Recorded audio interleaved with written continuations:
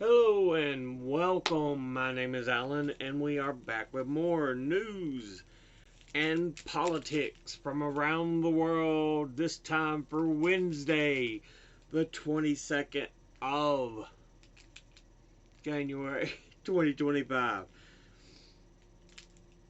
So, yeah, you can see the story on the screen there already. If I can get this packet open, I'm trying to get me some flavoring in my water.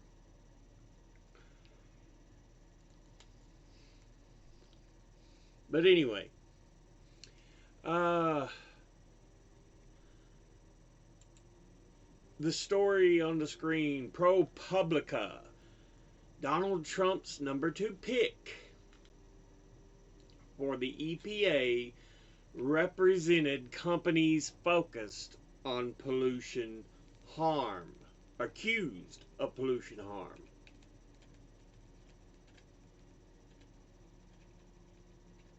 So, yeah. David Fatawi, a lawyer who recently challenged a ban on asbestos, worked to roll back climate regulations and water protections while being in the Environmental Protection Agency during Trump's first administration. So it's like telling the fox, okay, you can now guard the henhouse. You can now guard the chicken coop. This is Trump's administration.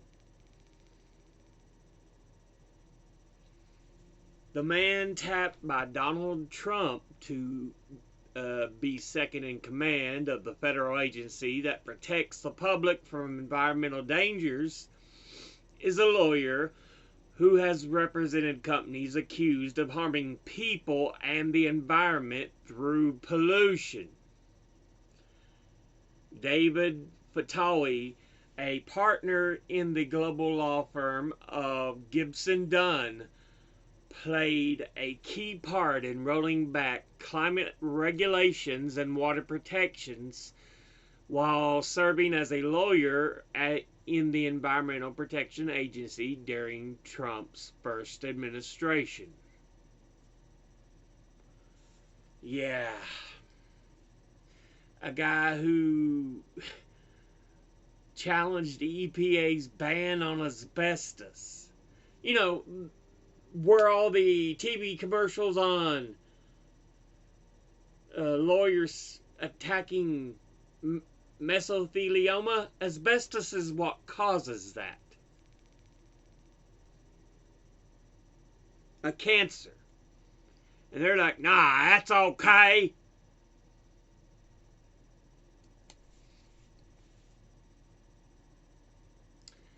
From the lever, we have Trump's first orders parrot Project 2025 manifesto he disavowed. I can't remember if I talked about this last night or not, but yeah. After distancing himself from the corporate policy agenda during his campaign, Trump is issuing executive orders torn straight from its pages. So, again, he just lied. On his first day back in office, Donald Trump signed a blizzard of executive orders on everything from the environment to immigration, and nearly 2/3 of them came from Project 2025, the sweeping corporate-backed policy blueprint that Trump lambasted during his 2024 presidential campaign because it was giving him difficulty when he was ending up getting tied to it. Of the 26 formal executive orders Trump signed on Monday, 16 mirrored, at least in part, proposals from the Heritage Foundation's 900-page Project 2025 to reshape the federal government, according to an analysis by The Lever. That includes orders to withdraw the U.S. from the World Health Organization and the Paris Climate Accords, end Biden's electric vehicle mandates and increase oil and gas drilling in Alaska. All proposals that first appeared in Project 2025 months earlier. Also from the Lever, Wall Street is jacking the cost of your doctor visits. A groundbreaking study finds doctors affiliated with hospitals and private equity firms are charging billions more annually than independent general practitioners. It's increasingly likely that your family doctor is now affiliated with the hospital conglomerates or Wall Street firms taking over the American healthcare system, which is why it should be pulled from being private to being a public system, to give these companies the finger. And if so, new research suggests you're likely being charged significantly more for your office visits than you would be at an independent practice. In total, health insurers are shelling out billions more annually for corporate-owned primary care providers, and they're passing those costs on to you. A groundbreaking new study published in the medical journal JAMA Health Forum found that of the nearly 200,000 primary care physicians analyzed, the percentage of doctors affiliated with hospital systems that has almost doubled since 2009, with about half of general practitioners affiliated with a hospital in 2022. Another small but growing number of family doctors have been selling their practices to private equity firms encroaching on the healthcare industry. We are in some dark days in America. We really are.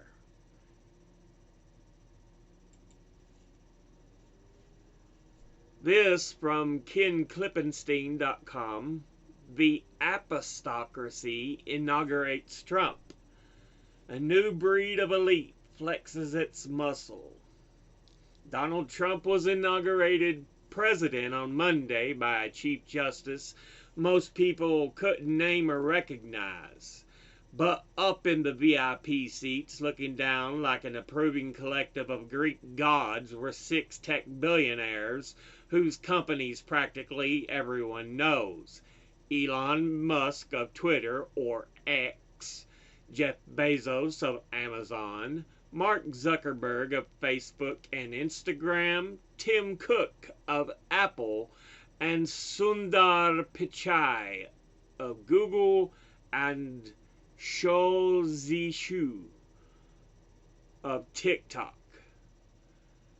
The media has tended to focus on the net worth of this half dozen, using rusty words like oligarchy in homage to their vast wealth.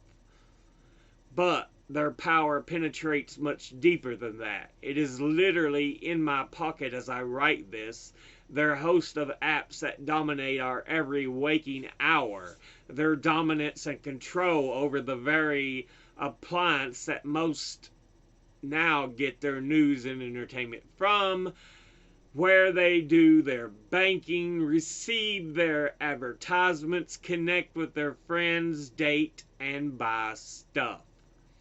Oligarchs are nothing new, but these 6 men have power over us that is more intimate than other billionaires.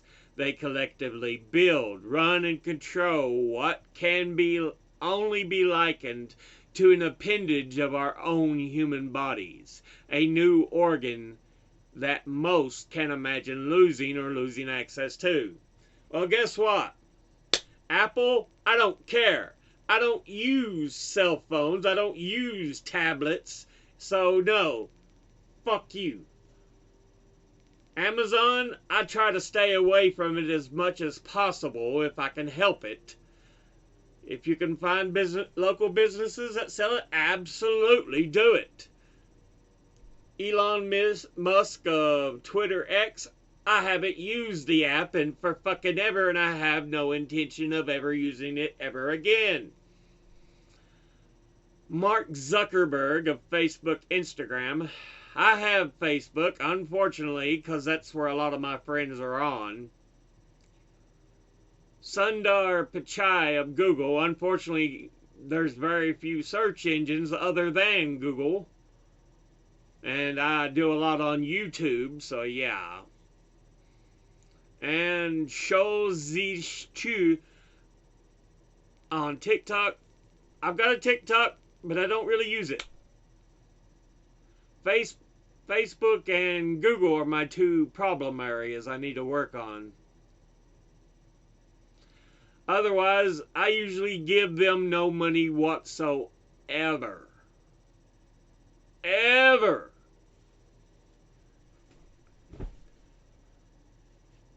I even use ad blockers if I can help it on YouTube when I'm watching videos, because I don't like the ads. Let's see. I call them the apostocracy. The power these apps command is so awesome that not even their owners are fully in control. Attempts to rename the companies consistently fail. To any ordinary person, X remains Twitter, Alphabet remains Google, and Meta remains Facebook.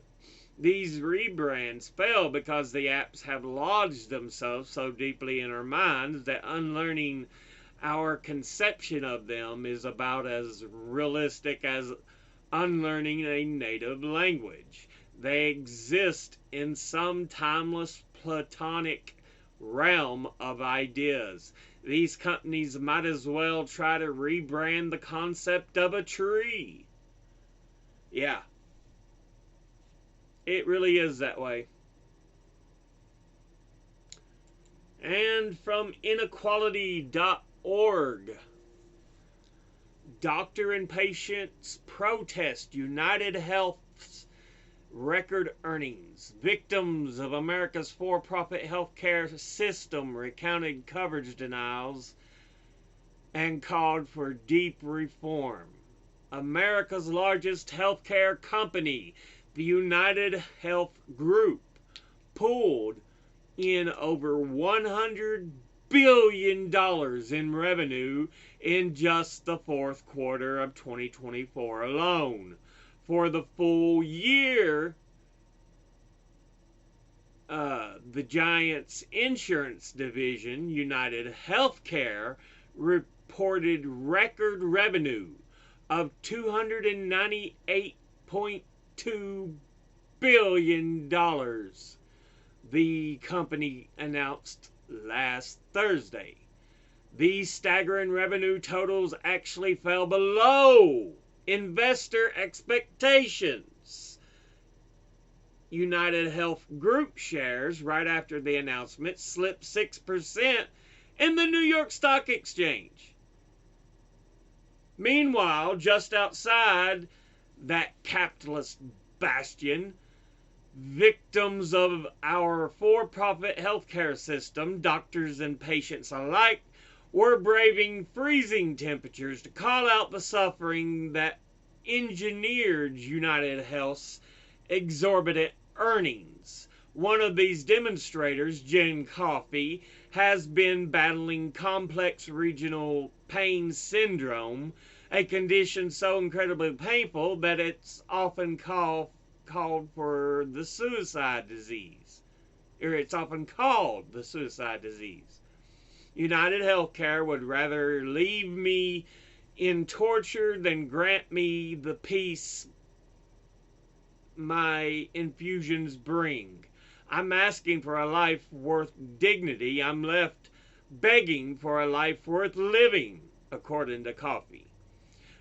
Despite Coffey's pleadings, United Health has denied her the prior authorizations needed to leave her critically important treatment adequately covered. At last week's protest, several other speakers shared their deeply personal experiences with a healthcare system that far too often treats patients as disposable. Dr. Tatao Mosadiao, a New York-based researcher and healthcare activist, detailed how insurance denials led to subpar treatment for a broken ankle that only made the initial injury more debilitating. Nephrologist Cheryl Kunis shared a story of a patient who died after United Healthcare refused to cover a PET scan of a malignant neck tumor. These experiences amount to much more than isolated one-off incidents.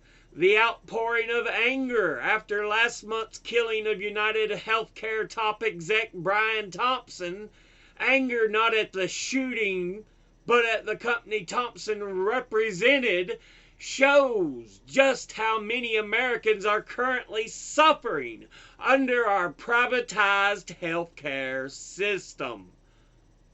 Yeah, it's true. It's why so many people have no anger at Luigi Mangione. Their anger's with the healthcare system. But let's look at some data is beautiful images and graphs. This one is raw materials in your laptop. Dozens of resources mined on planet Earth. In your laptop, you'll find plastics, which are, of course, made from oil. They are the biggest material in your laptop. Next, we have magnesium. Then next, we have glass, which is made from the heating of sand. Next, we have graphite. Then we have aluminum. Then we get into some more of the rare ones. We have lithium. We have copper. We have iron. We have cobalt. And finally, steel. Because you've got all the little electronics and USB ports and all this stuff. So yeah.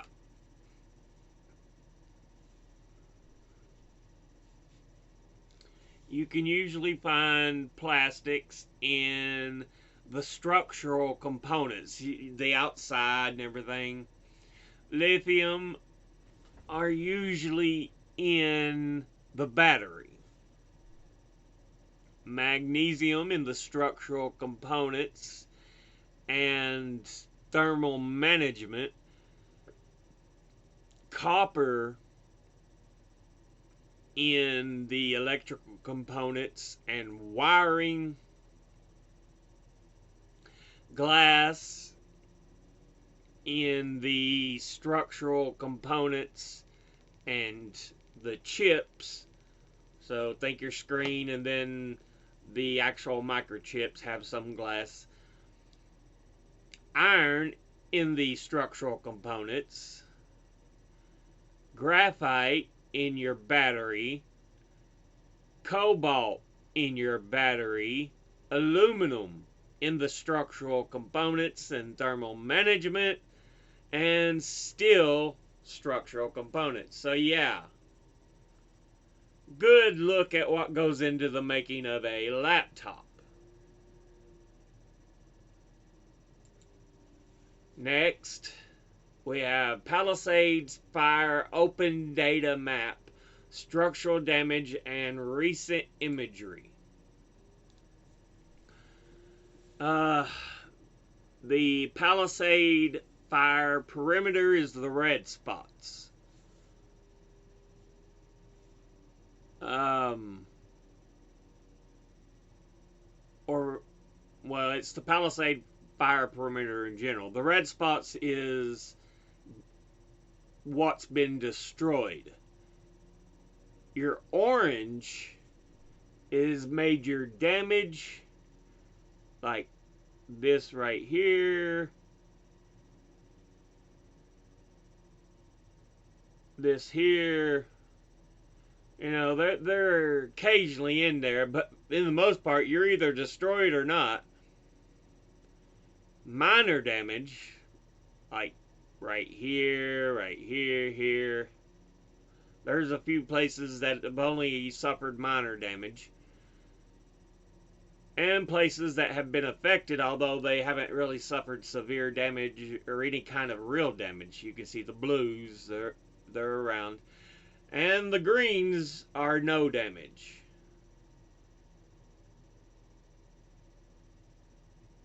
So yeah. But you can see how much is in red. This is just one part too. This is just the Palisades fire. It's not even talking about a lot of the other portions of LA and LA County that have been destroyed. My heart goes out to the people in LA. I thank the people from Canada, from Mexico, who have came and helped us put out or fight these fires. I don't even live in California. I've never been in California, but they're Americans too, and I feel sorry for what they're having to go through.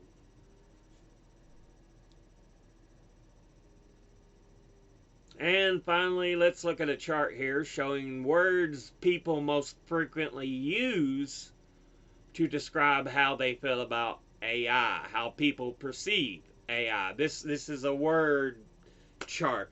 Biggest words seem to be scared, concerned, unsure. We have some kind of just slightly below, like cautious and worried and excited. There's good. So yeah, a lot of people are like, I just don't feel great about this AI thing. Then you get some other words, nervous. Then you start getting into some smaller words, skeptical, interested, scary, wary, optimistic, curious, indifferent, uncertain. Yeah, for the most part, it's like I'm not certain, or no, this scares me a bit. Yet you could see how these technology companies are going after. They're like, whoa, big money, baby. Yeah. But this is from the University of Adelaide. And it is the world's oldest 3D map has been discovered. Supposedly. This article is a bit old. It's over a week back. But yeah. Researchers have discovered what may be the world's oldest three-dimensional map, located within a quartzitic sandstone megaclast in the Paris Basin. The Segogne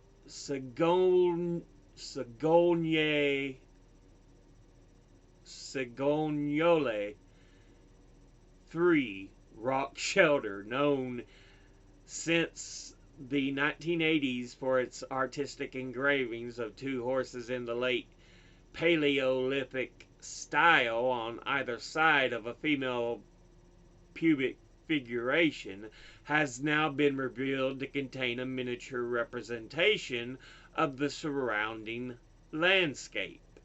Dr. Anthony Milnes from the University of Adelaide's School of Physics, Chemistry, and Earth Sciences participated in research led by Dr. Medard Thiry from the Mines Paris PSL Center of Geosciences.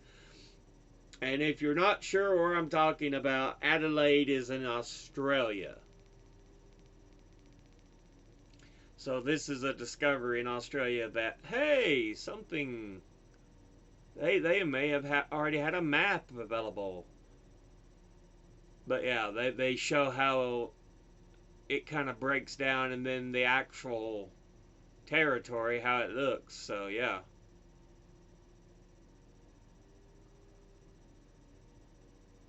Four, 7 up here. Well, this 7, yeah. There's 3, which is a big area right here.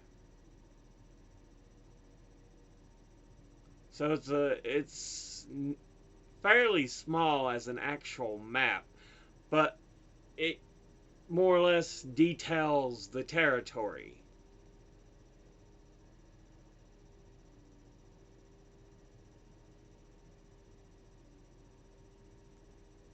Which is pretty cool.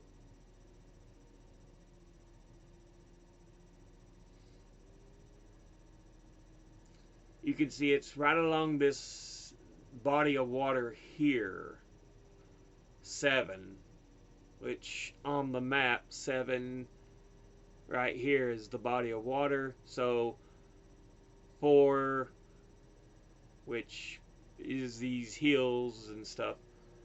You got 3, which stretches a ways. And on the map, 3 is this big area here. 5 appears to be like a hillside. Yeah, or a road. So you can see the structure here and how it fits on the map. So yeah, it looks to be more around this area right here. So yeah.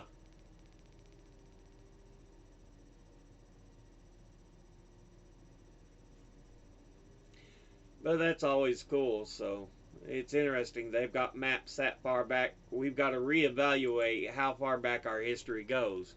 Now, let's look at some historical photos. This is museum curator Marjorie Courtney Latimer with the taxidermied remains of the coelacanth she discovered while looking through a pile of fish caught in East London in South Africa on December the 22nd, 1938. So yeah, there she is with the coelacanth. At this point, we already thought the coelacanth was extinct. And this is the discovery. It's like, wait a minute, this fish is not as extinct as we once thought. Yeah. And picture of female pro wrestling pioneer Mildred Burke files her nails while headlocking a journalist in 1953. Yeah, she's got him in the little headlock there, and she's just...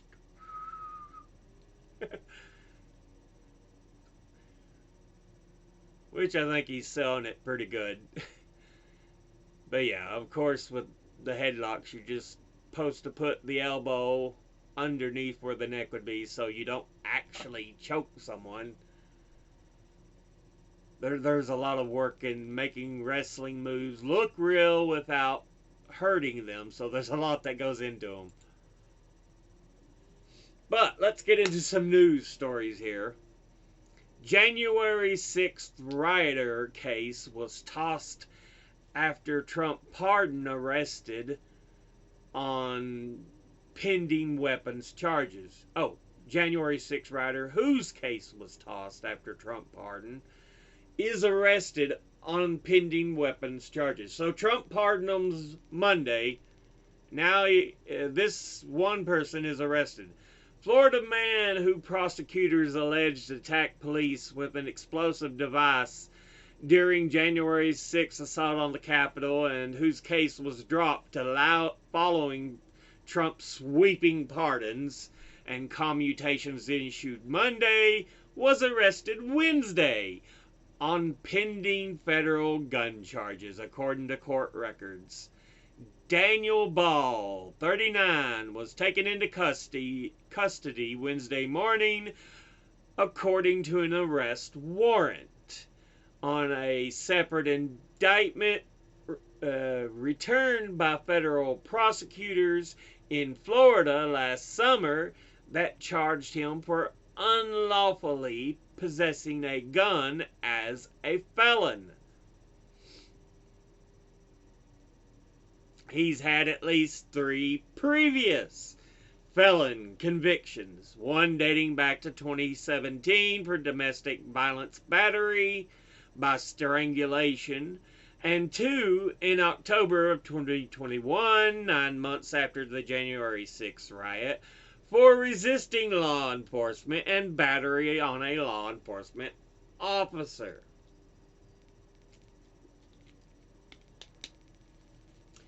This is who Trump released, who he pardoned, whose sentences he commuted. I still don't understand how people think, oh, he's great. No. From the BBC, convicted U.S. Capitol rioter turns down Trump's pardon. One of the people who served jail time for taking part in the U.S. Capitol riot 4 years ago has refused a pardon from President Donald Trump, saying, "We were wrong that day." Pamela Hemphill, who pled guilty and was sentenced to 60 days in prison, told the BBC that there should be no pardons for the riot on January the 6th, 2021. Accepting a pardon would only insult the Capitol police officers, rule of law, and of course our nation. I pled guilty because I was guilty, and accepting a pardon would serve to contribute to their gaslighting and false narratives. Good on you. Good on you, Pamela. It takes a lot for a person to admit they were wrong, and I'm glad somebody was willing to do it.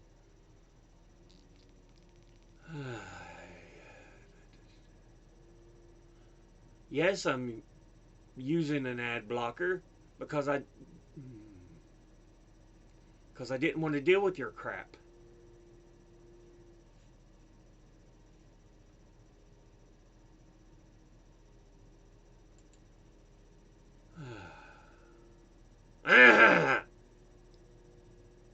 Reload.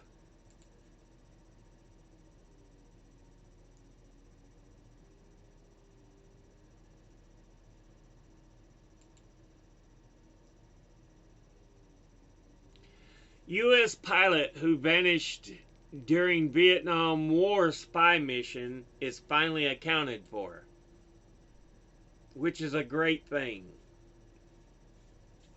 A U.S. pilot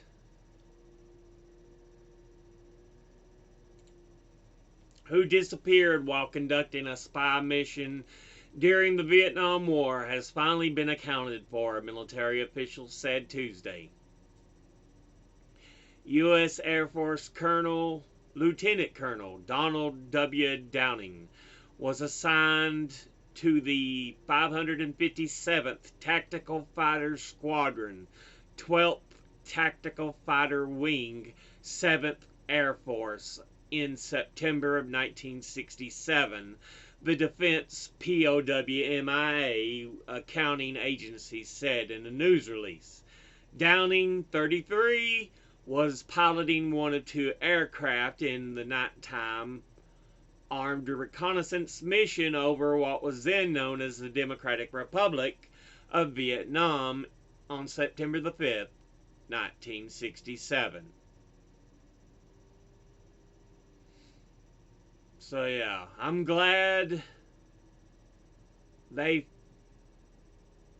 finally were able to figure out and account for what happened to him.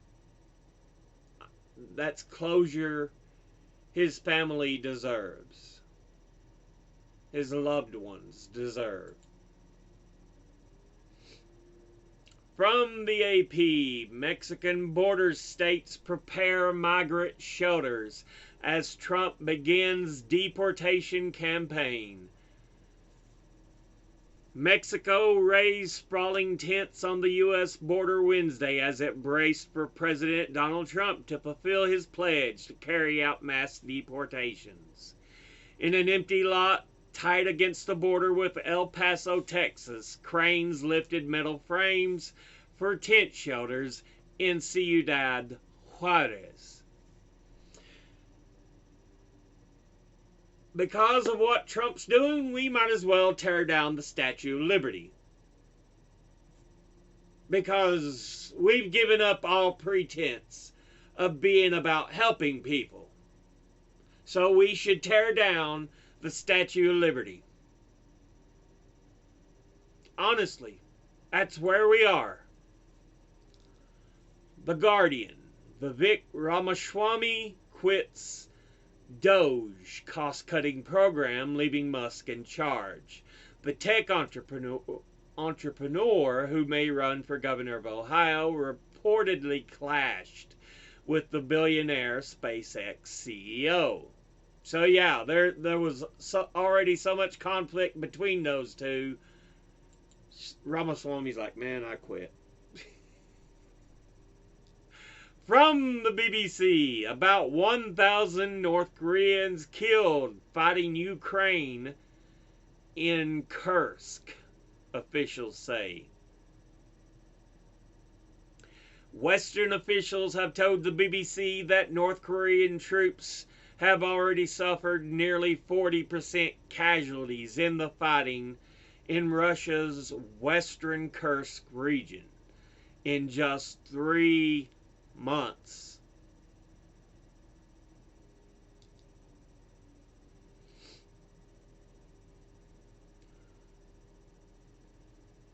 This has been nothing but a slaughter to satisfy Putin's ego.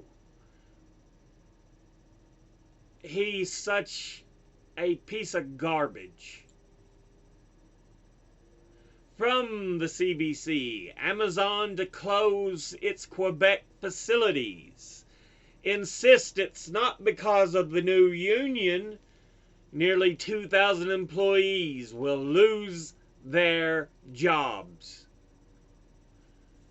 Amazon to close all 7 of its Quebec sites, axing more than 1,700 jobs in the province. The online giant insists it's not due to the recent unionization of a Laval, Quebec warehouse.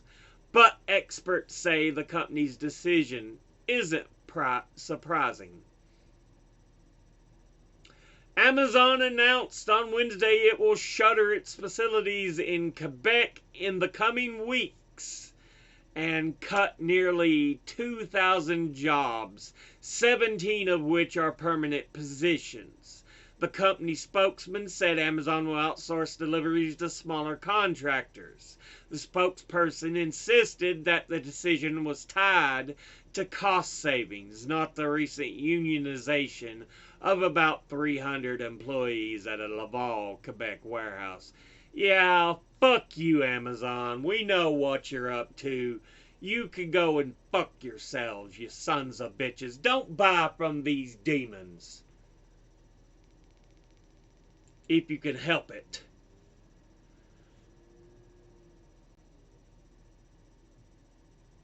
I didn't close that because I opened this.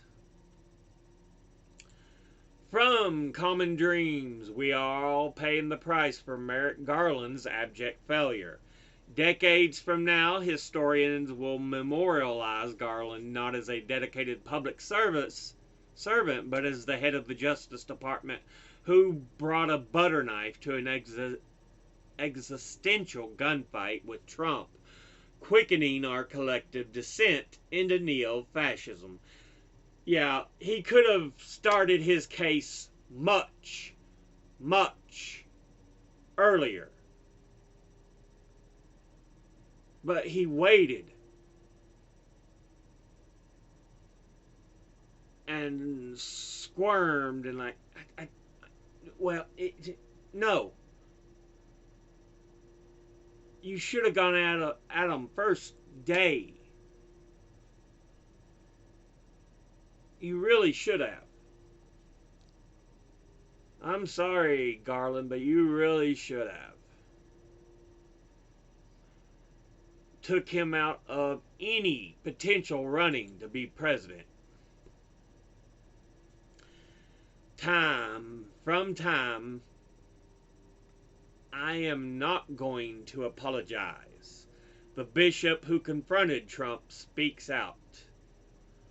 President Donald Trump lashed out on Wednesday at the bishop who had delivered a pointed plea directly at him on behalf of immigrants and LGBTQ plus children during a service at the National Cathedral a day earlier. In a post on Truth Social, Trump called the Episcopal Bishop of Washington, Marianne Edgar Buddy, a radical left hardline Trump hater who is not very good at her job.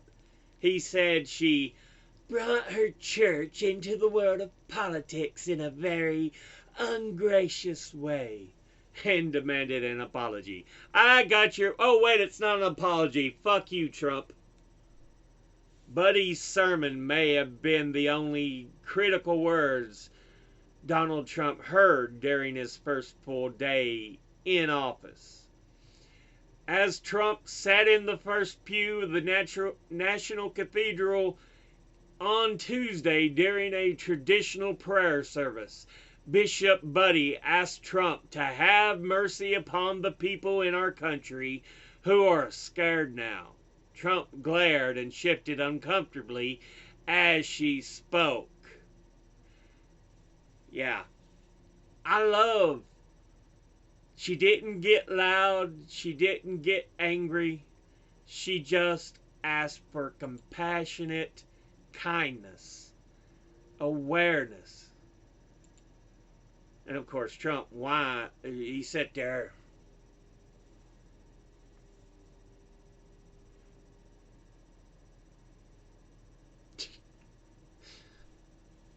Because he knows he was being called out directly. This is from Truth Out. Citizens United allowed 44% of Trump's election to be funded by 10 mega donors. Yep. The ruling affords billionaires unprecedented political power as the rest of us pay the price. Yep, the Citizens United ruling opened the door for corruption. It was one of the worst rulings. This is from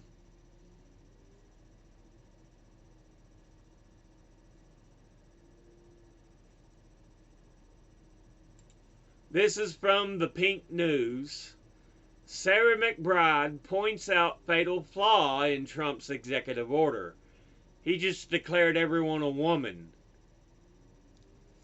U.S. Representative Sarah McBride has pointed out a fatal flaw in President Trump's executive orders, in particular an anti-trans measure stating that the U.S. recognizes only two sexes. Yeah, technically, she's a woman. I know she was trans, but now you can't recognize trans. She is a woman.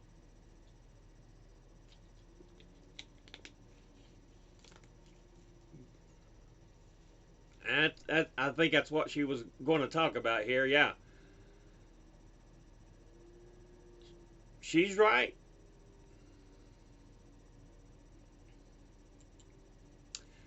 From ZME Science, new study shows radical right populists are fueling a misinformation epidemic. Misinformation isn't just a problem, it's a political strategy. And this is why I feel the Truman Doctrine should have stayed.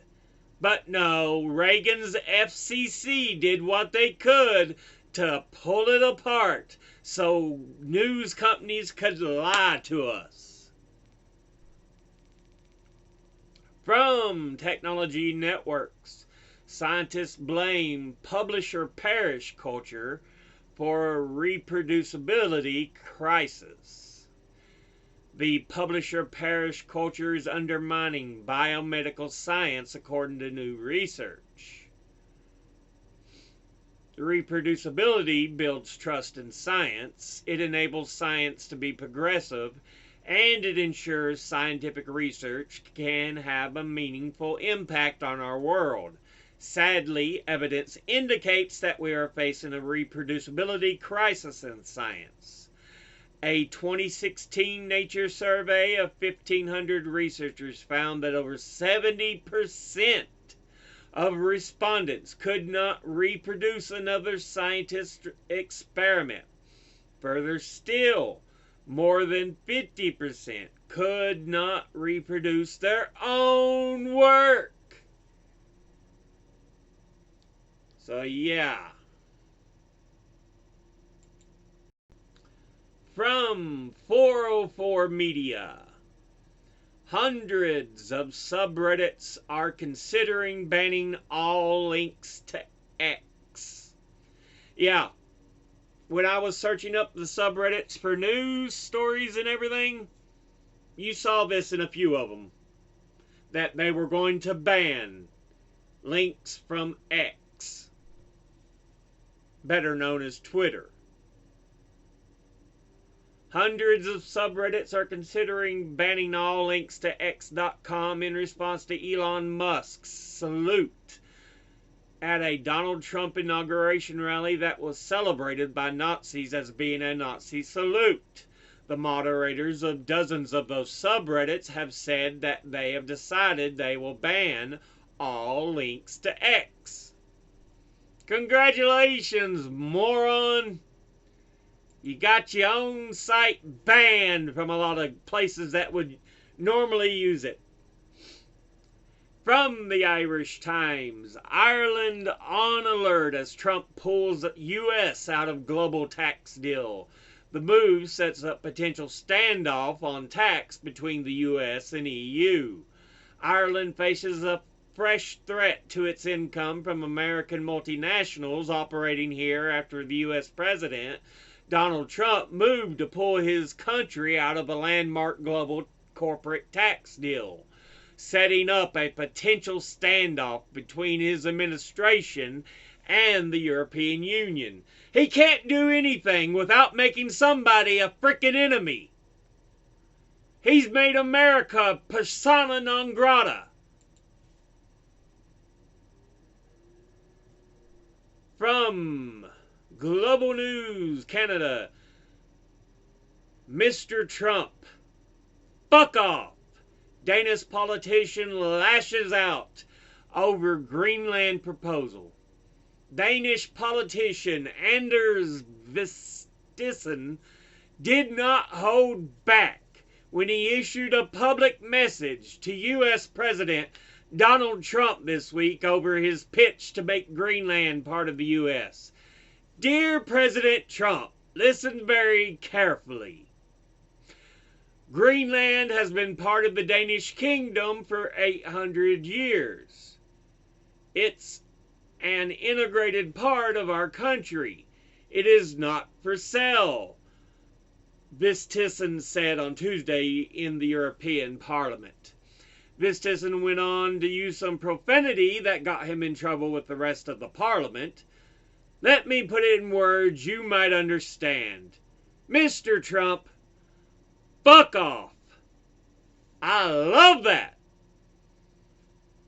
I hate that he's making us this pariah, but yeah, whatever. I'm glad others are pushing back on his dumbass. From the BBC, the United Kingdom warns Putin after Russian spy ship seen near British waters. Yeah, Putin's sticking his nose into too many places and it's going to get crushed beneath a fist eventually. The Royal Navy has been monitoring a Russian spy ship after it was spotted around United Kingdom waters earlier this week, the Defense Secretary has told MPs. John Healey said the vessel, Yantar, was used for gathering intelligence and mapping the UK's critical underwater infrastructure.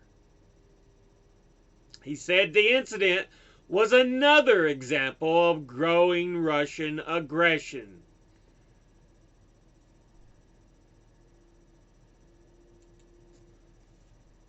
From Barron's, China vows to support the World Health Organization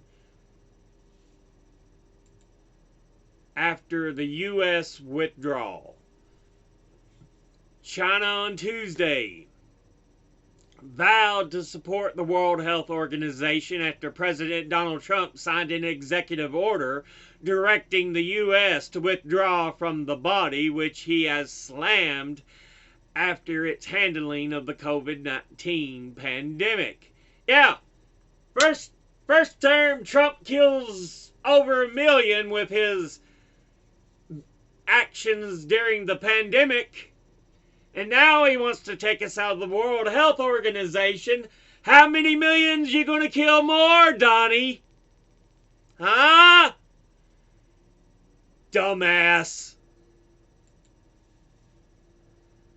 From Reuters, Saudi Arabia plans $600 billion in new U.S. investment trade over 4 years. So it's Trump's term. That shows how close they are with Prince Mohammed's bone saw. Yeah, don't forget the acts of evil Saudi Arabia have committed. And Trump does nothing but kiss their ass. Fuck you, Trump. Fuck you. You shit-stained son of a bitch. The Guardian. ICC braces for swift Trump sanctions over Israel arrest warrants. Leadership at the ICC fears new U.S. administration will move quickly to shut it down. I kind of fear this as well, because you know Donald Trump's a dumb son of a bitch. And he'll do dumb son of a bitch things. So, yeah. From the AP, a 2,000-year-old statue is found abandoned in a garbage bag in Greece. This undated handout photo provided by the Greek police and released on Wednesday shows a marble statue of a woman believed to be more than 2,000 years old, which was abandoned in a garbage bag in the northern city of Thessaloniki, Greece. Marble statue of a woman believed to be more than 2,000 years old was found abandoned in a garbage bag in the Greek city of Thessaloniki, police said on Wednesday. A resident discovered the 80-centimeter, 31-inch headless statue beside a trash bin in Neovi Epavatis, or Epavatis, I'm not sure, outside Greece's second largest city. The man turned it over to local authorities who contacted archaeologists to assess its significance. Police said experts following the initial evaluation determined the piece dates to the Hellenistic era, the classical Greek period, a period roughly between 320 and 30 BC. It's the time when you think Aristotle, Socrates, Plato, that era in Greece, that was marked by a flourishing of art and culture following the conquest of Alexander the Great. Yeah. The statue was sent for further examination by archaeologists. It will ultimately be handed over to the local antiquities authority for preservation and study.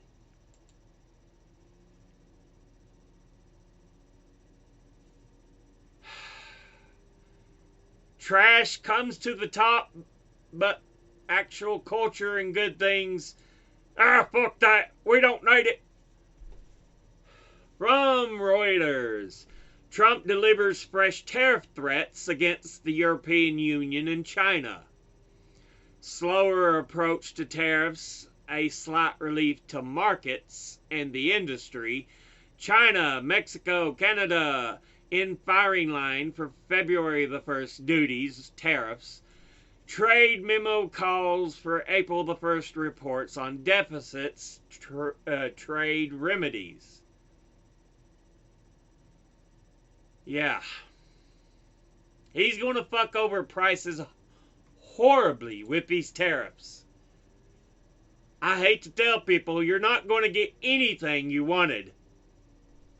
From The Guardian, Modi's government planning to repatriate 18,000 Indians living in the U.S. illegally. Indian government said to be collaborating with U.S. authorities to protect visas for workers and keep close ties with the Trump administration. And our last story is from Haaretz. The price Israeli journalists pay for lifting Netanyahu's thinly veiled media facade. The Israeli Prime Minister loves to hide behind the moniker senior government official, but as it turns out, it's not always Netanyahu behind the nickname. In Prime Minister Benjamin Netanyahu's well-planned game of hide-and-seek with the public, he might be quoted in the media as a senior government official, a government source, an Israeli source, or a source involved in the details, and that's just a partial list. But two political reporters refused to cooperate with this camouflage. Suleiman Maswadeh and Michael Shemesh of the Khan Public Broadcaster. Maswadeh reported a week ago how the Prime Minister's office, in the guise of a senior government source, fabricated a last-minute crisis before the signing of the deal freeing Israeli hostages in Gaza. The issue was the Philadelphia corridor on the enclave's southern border. But actually, the sides had already come to an agreement. So, yeah, Netanyahu spreading lies to try to get people to still be like, oh, we better back Netanyahu. Now, let's watch some videos here of news and stuff. Reporter confronts Trump. 400 of the people you pardoned assaulted police officers.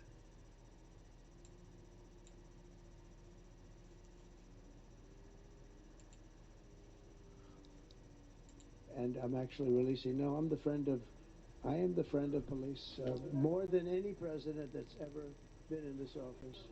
More than 400 of the people that he pardoned, though, assaulted officers. So I want to ask you about the Vice President, J.D. Vance. He said, if, this is a week ago, he said, if you committed violence on January 6th, obviously you should not be pardoned. Why is the Vice President wrong? Well, only for one reason. They've served years in jail. They should not have served, excuse me, and they've served years in jail, and murderers don't even go to jail in this country. Oh, bullshit. And we had 1,500, we have 16 under review. As you know, we commuted about 16 of them because it looks like they could have done things that were not acceptable for a full pardon. But these people have served years of jail, and their lives have been ruined. And in many cases, listen to me for a second. Stop it. No, fuck you, because you're full of lies. They've served years in jail, and if you look at the American public is tired of it. Take a look at the election. Just look at the numbers on the election. We won this election in a landslide. No, you did not. Is tired of Why are you so full of lies? You will not fucking acknowledge the truth. all the people that have been killed and what happens to those murderers. Murderers get no time. Oh, bullshit! They go after political opponents, but they don't go after people that shoot people in the street. They're caught. They know where they're. God, you're so full of shit. To pick them up anymore. They just let them live. Why did people vote for you? Because they believed lies or they're fucking racists. In the history of our country, there's never been anything take place like this. They're still looking for them, but they're not looking for the murderers, the people that are killing everybody. Oh, bullshit. You're such a lying cocksucker. I don't know how you can talk. It's like you have your fucking mouth full of lies.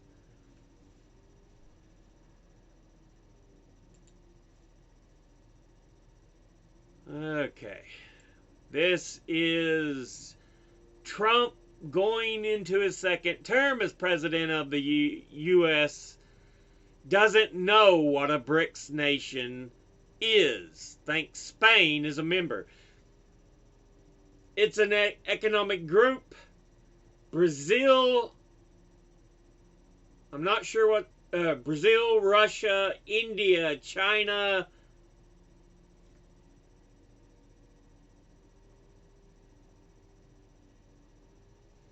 Brazil, Russia, India, China.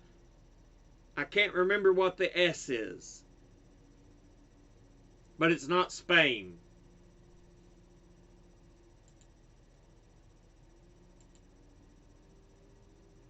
I don't know why this has no volume.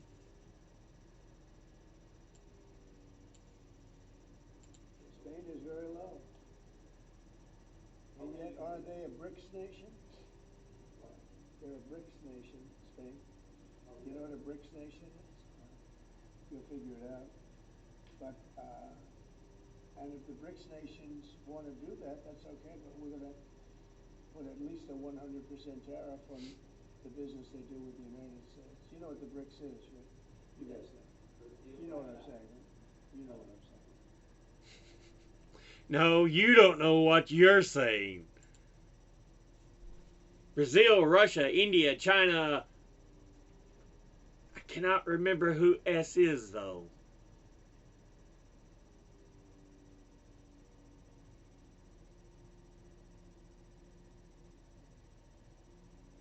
It's not Spain. Anyway, yeah. God, he's so stupid and full of shit.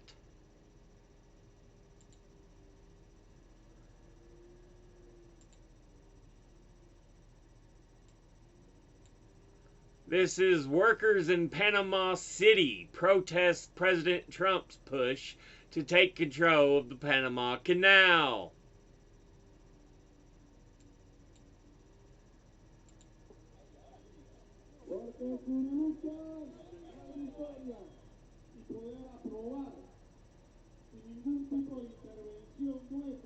Y es que no aceptamos bajo ningún criterio la declaración de Trump. Ni Trump, ni los gringos, ni su ejército, ni su gobierno tienen nada en Panamá.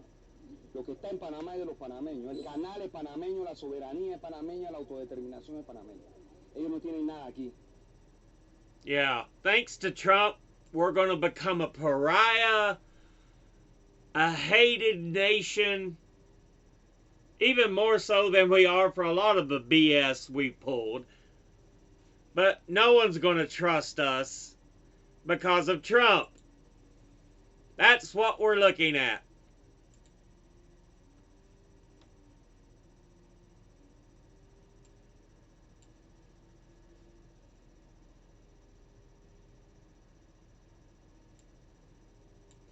This is MAGA loyalists camp out at a D.C. jail in support of January 6th defendants, only to rack up parking tickets. We're outside the D.C. gulag right now, and they're literally giving people parking tickets out here that are out here supporting our political prisoners. Look at this. Parking solutions on the rear side of this building. There is a open parking lot. That's where I actually park my vehicle today because the parking is difficult at the moment. How you want Why? I mean, can y'all give us a break today? No. Not unfortunately. I've been instructed by a higher power to come out to. You tell Mayor Bowser to take her power, and you know what she can do with it. I know you're just doing your job. Contract 311. Yeah. You all can get a moratorium on this, but you're going to want to reach out to the property owners. Start with us. I know you're just doing your job, but you.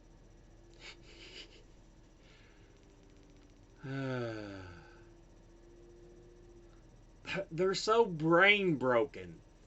They don't care about facts. They're just, I believe Daddy Trump.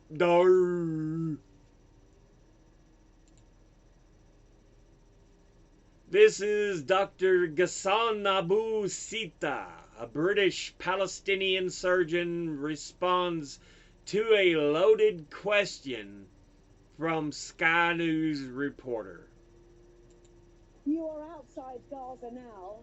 You know, what do people think about Hamas? Do they wish they had never broken through the border that awful day at 6:29 in the morning, fired 4,300 rockets into Israel as that onslaught started? Do they wish that had never happened?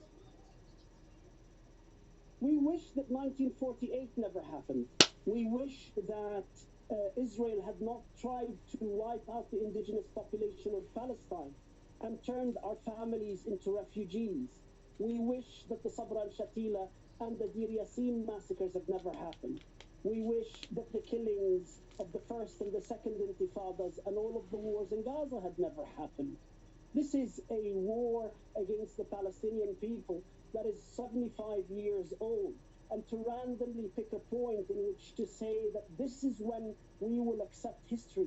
What lies at the heart of the narrative of the Israeli spokesman, whose boss is now wanted by the International Criminal Court, so he literally works for a wanted war criminal.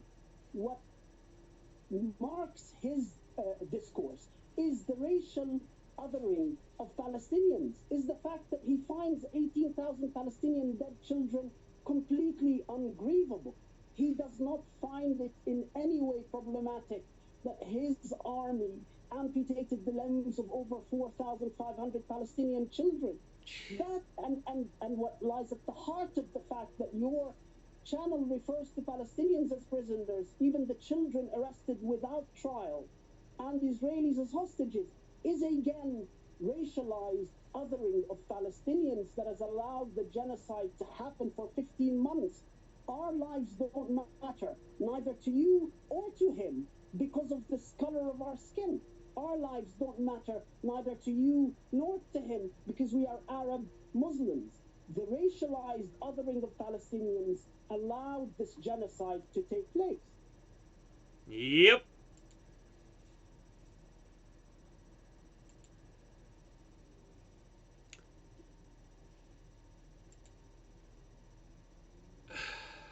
I don't want you right now, ad blocker. I was in the middle of something and you interrupted me. Now, this is a video to the copium gaslighters with all their ADL said this and EM said that. Let's see what a Nazi spokesperson actually says. Yeah, Nick Fuentes, who is an acknowledged Nazi. This is what he says about Musk's Nazi salute. Like straight up, like that was a serious Roman. It wasn't even like a subtle, like a wave, like one of these, like a Laura Ingraham. Remember when Laura Ingraham did that? That was a straight up like Sieg Heil, like loving Hitler energy. that was like a straight up with intensity Roman. Yeah, Nick Fuentes, the guy who acknowledges, hey, I'm a Nazi. He says, no, dude, that was a clear Nazi salute. There is no doubt.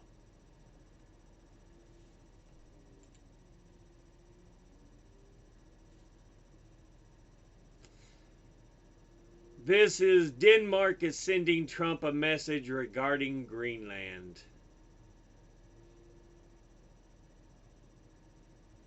We'll leave it right there.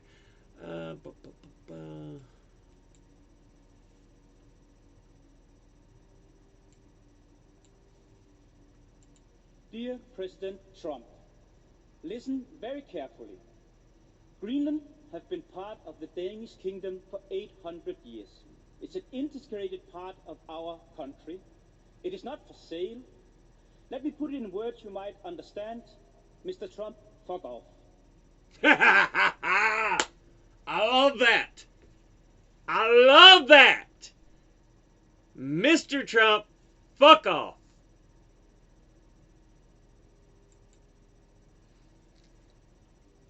This is everything will be in favor of Israel. Palestinians in Gaza react to the new U.S. administration.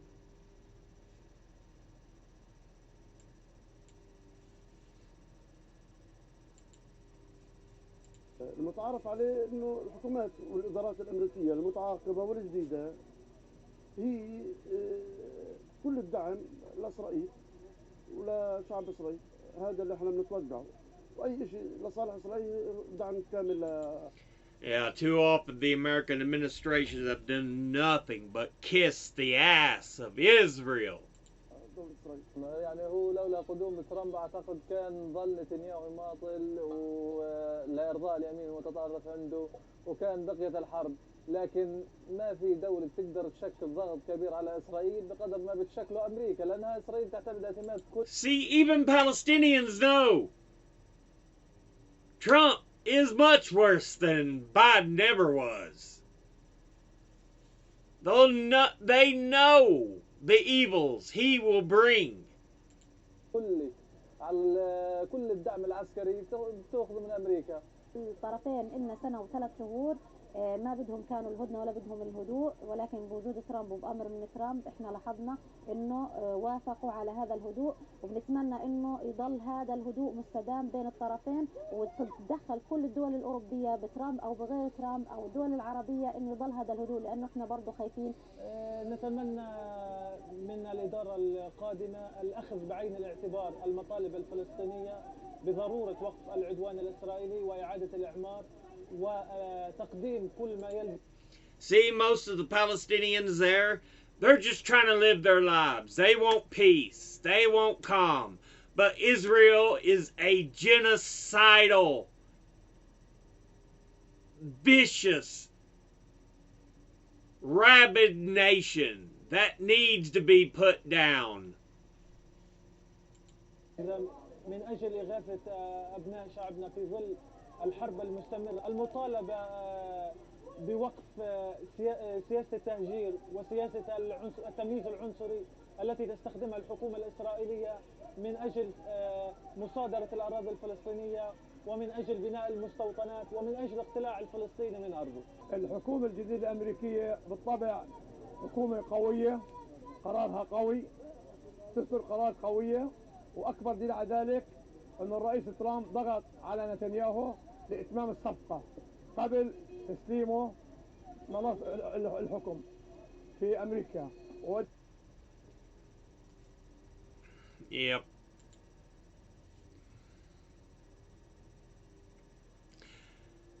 And there will be no repercussions because of it. I think Netanyahu and Gallant and Ben-Gvir all need to be put in The Hague. This video, Gaza after 15 months of genocide.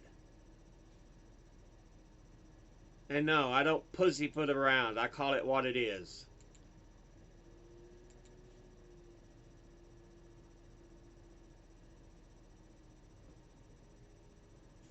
These are scenes from Gaza.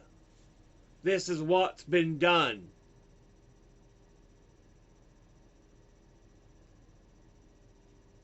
Tell me again how Israel's just defending itself.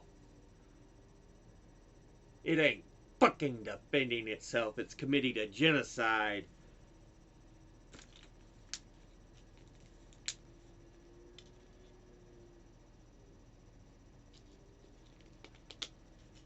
I'm so sick and tired of the bullshit.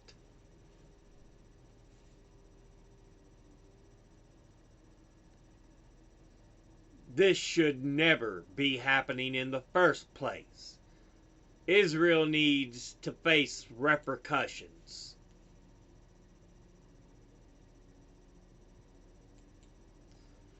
This is from this says Jewish professor and son of Holocaust survivors Norman Finkelstein.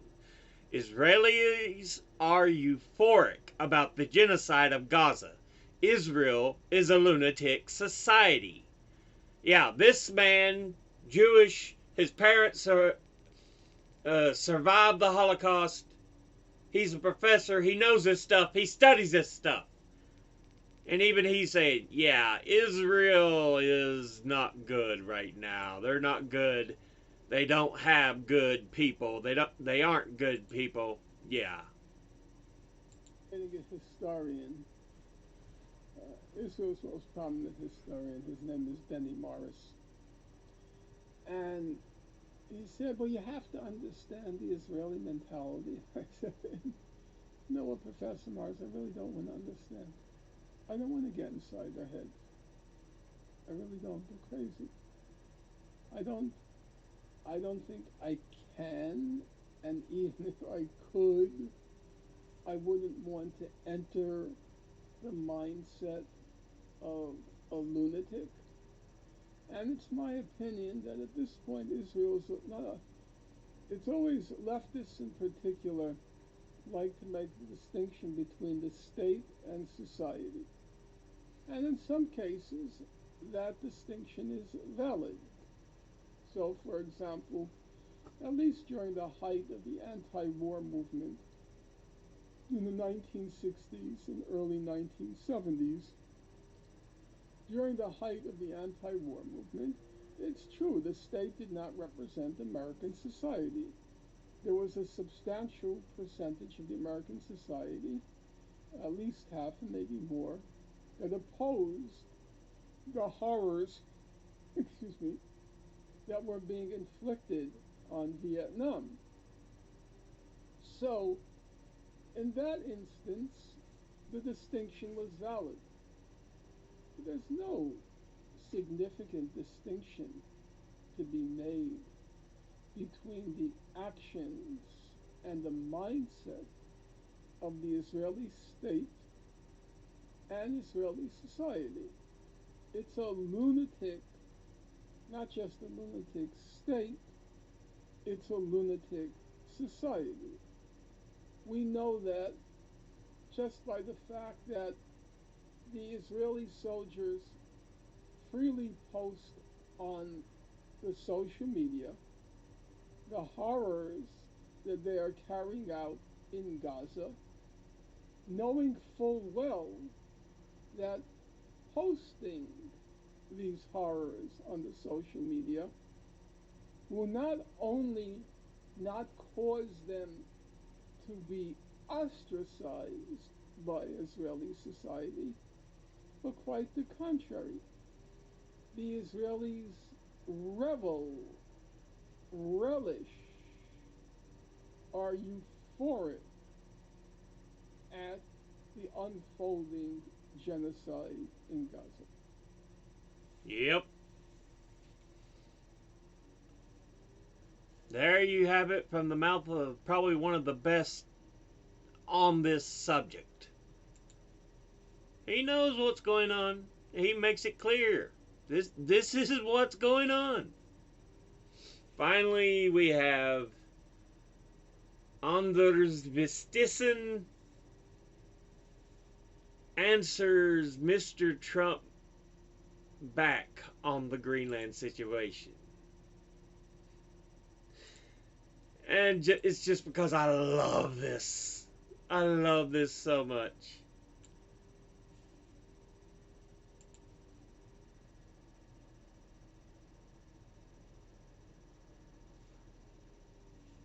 Understand, Mr. Trump, fuck off. Let me put it in words you might understand. Mr. Trump, fuck off. Dear President Trump, listen very carefully. Greenland have been part of the Danish kingdom for 800 years. It's an integrated part of our country. It is not for sale. Let me put it in words you might understand. Mr. Trump, fuck off.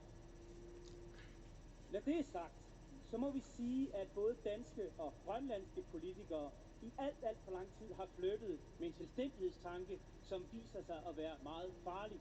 Farlig, fordi den er komplet urealistisk. Der er ikke nogen, der tror på, at et så stort territorie kan opretholdes af 55.000. I just love that so much. Mr. Trump, fuck off.